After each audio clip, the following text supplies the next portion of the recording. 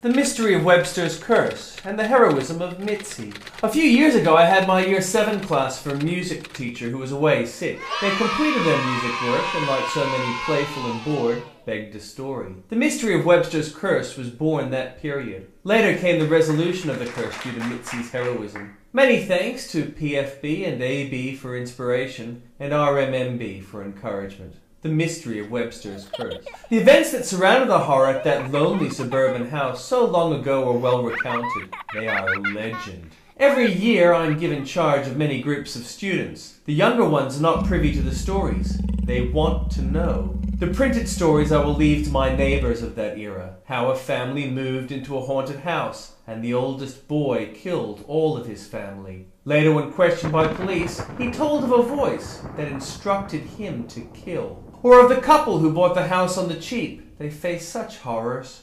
I knew the house from before. When I was growing up, old Mrs. Webster lived there. There are old people, and there are old people. Some people have this thing called dignity, and it has nothing to do with being dignified in company.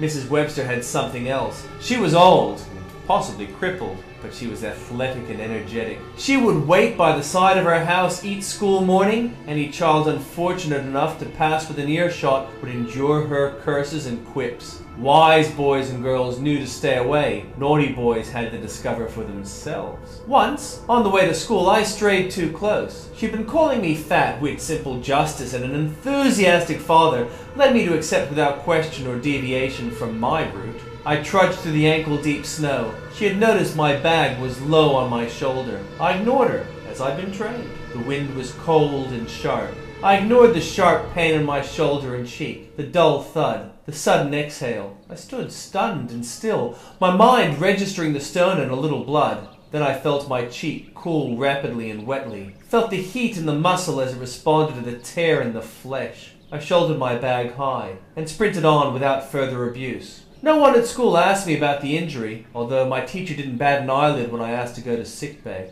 Mrs. Webster brooked no visitors. The mailman never strayed closer than an arm's length to her box. The house was decayed and breathtaking. 2 stories, if you don't count the attic. Magnificent arched windows stood high on the second floor. They could have been doors on a balcony if one were there. She would stare balefully through them on cold days. On cold evenings, her form could still be seen through these windows, watching the street. 2 mighty oaks stood guard either side of the stone path leading to the wooden steps in the front door. A rope dropped from the entry port ceiling had a leather pouch with a ball that could be used as a knocker, although nobody knew if it ever would. The kids at school argued that it was really the skull of a black cat. But no one knew what a cat would be doing there anyway. Even a black one, even if the house did smell of the carrion, attractive to such cats. A gate enclosed the house. Wooden posts lay ranch style with a rusty metal latch and hinge. It didn't matter that Mrs. Webster lived there. It was haunted. Time passes and even the inimitable Mrs. Webster passed away. The mailman noticed one day that she failed to collect her letters. She stopped appearing at her windows and passers-by noticed they weren't being harassed. Police knocked on the door with a wooden ball hanging from the drop string.